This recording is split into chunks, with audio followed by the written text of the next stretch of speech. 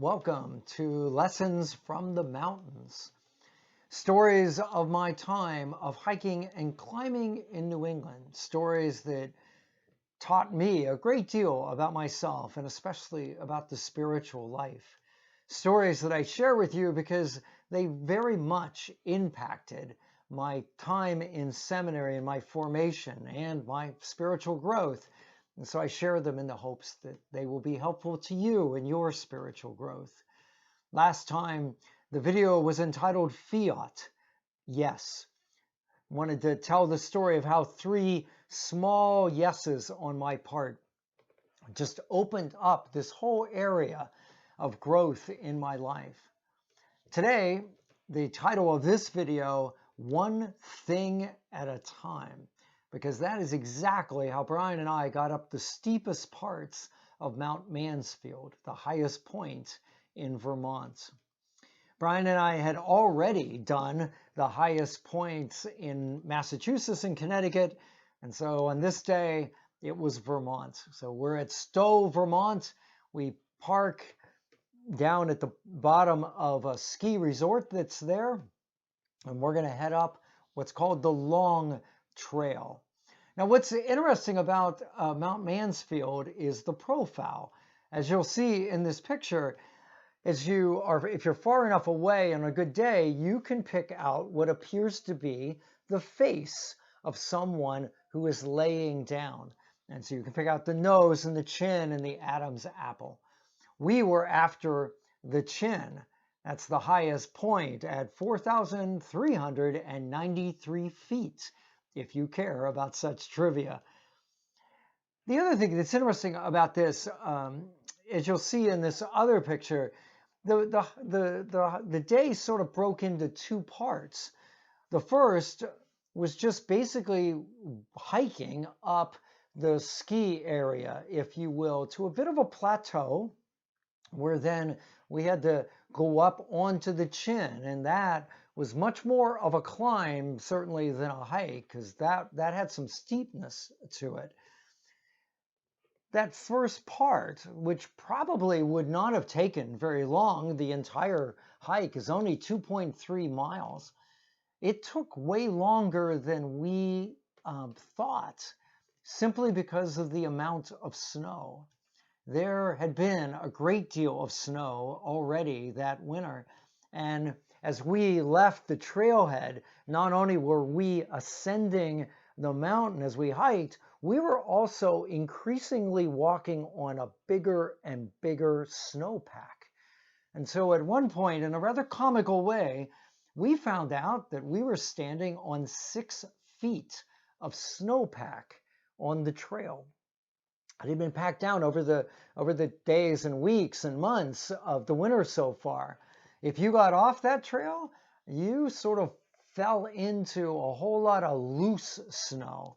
And at one point, Brian and I ended up having lost the trail for a little bit. We were working our way through chest-high snow, and it really slowed us down.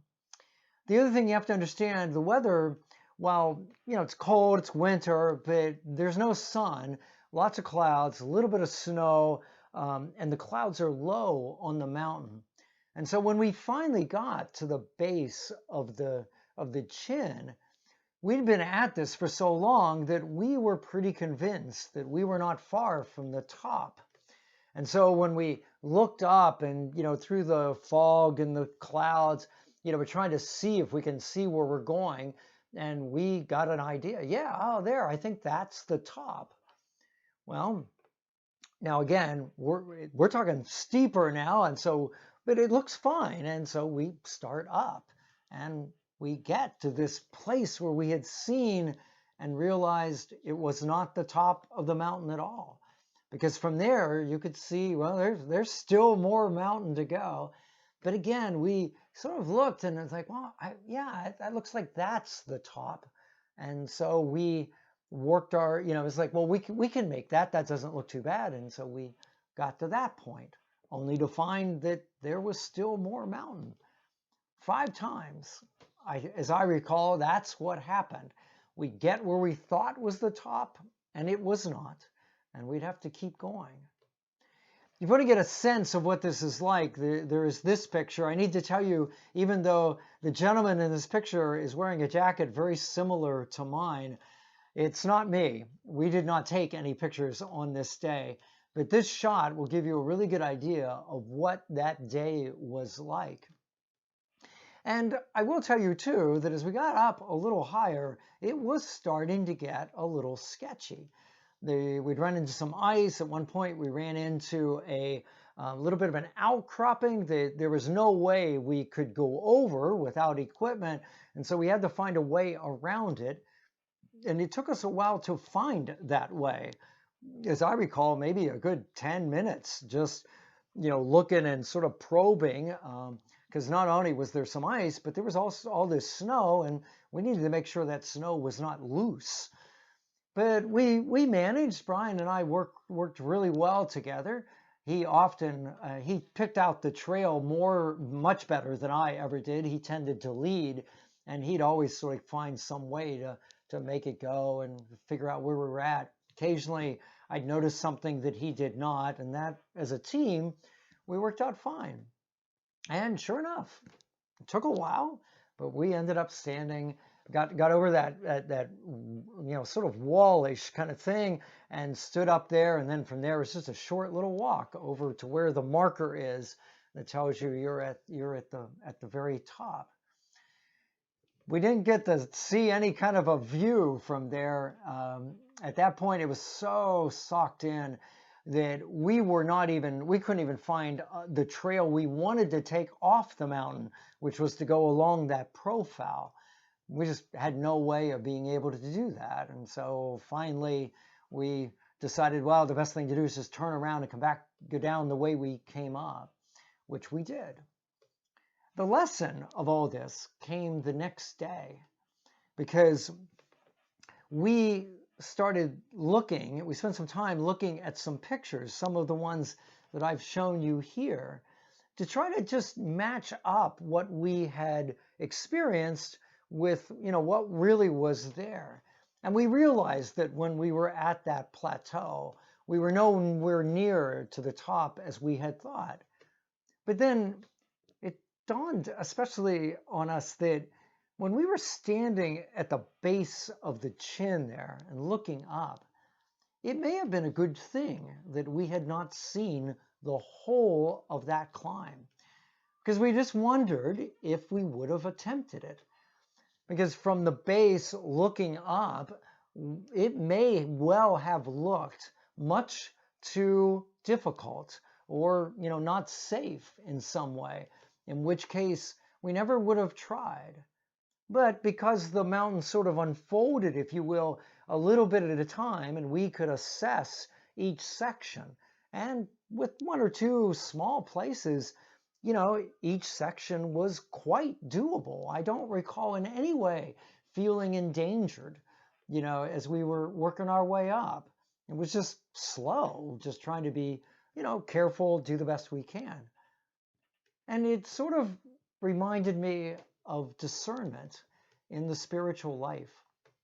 I think so often when we want to seek God's will in our life, whether it's something big or small, but maybe especially something big, or if we're going through a certain season of our life which seems to be troubling, we want God to show us the whole picture, show us what's going to happen, where's all this going to go?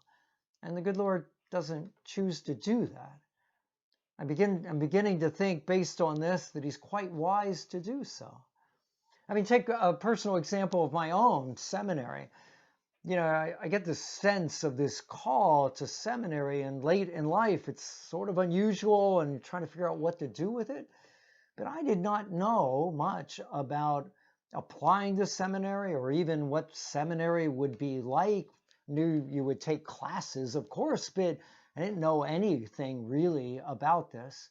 And I just wonder if the good Lord, in those initial months of discernment, had shown me, well, this is the application process, and this is, the different years of seminary, and, all this stuff, if it would have looked so intimidating to me that I wasn't ready to see the stuff from years, 4 or 5 out, that I might have said no. Just like if we had seen all of the chin, we might have said, I don't think I can do that, and we would have turned around. But the good Lord just seems to give us a little bit at a time. So, just do this. So I'm thinking of starting a ministry. I feel called to this ministry. Well, good, get it started. Well, what about, what's going to happen? Don't worry about it. Just get it started. Or just go join that ministry, or whatever it is in your life. And certainly maybe in our current situation, I'm recording this still somewhat in the midst of a pandemic. We'd like to see the end of it. We'd like to say, well, when's it all go back to normal? Maybe that's not the right question. Maybe we just need to figure out, well, what's it look like this week or this month? And just work our way along. And, maybe this year when Christmas comes up, well, I don't know what that's going to look like. And maybe right now, recording this in the beginning of September, it's none of my business what Christmas looks like. So I guess you have to sort of balance out a little planning with just accepting that the good Lord's telling us the parts we need to know when we need to know it. So maybe we just need to take it one thing at a time.